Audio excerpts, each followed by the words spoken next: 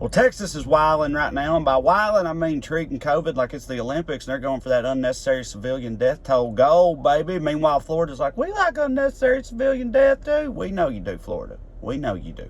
But we're talking about Texas right now, and it's some shit, boy. You got school districts in the major cities openly defying their governor, Greg Abbott, by enforcing mask mandates against his will. But in defense of Abbott, I mean, nothing's less patriotic than prioritizing the health and safety of your children.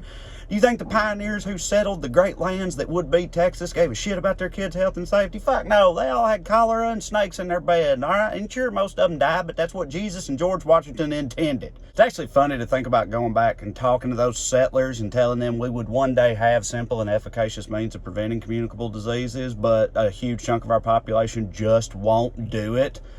The settler would be like, why? What do they want their family to die in a wagon? Because that's what'll happen. I've got 2 wagons worth of dead family right now. That's really fucking dumb. Why would they be like that?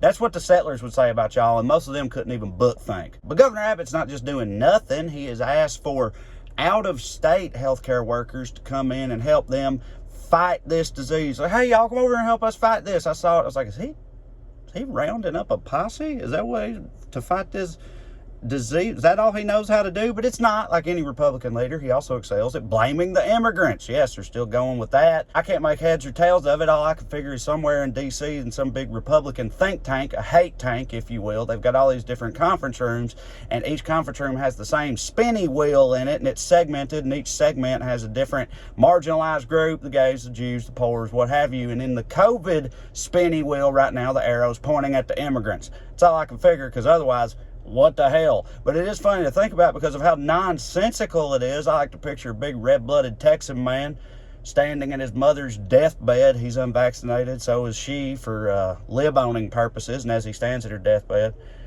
he feels a hand touch his shoulder, and he turns around. It's Governor Greg Abbott, who looks at him and says, "Sir, you have my solemn vow as a Texan.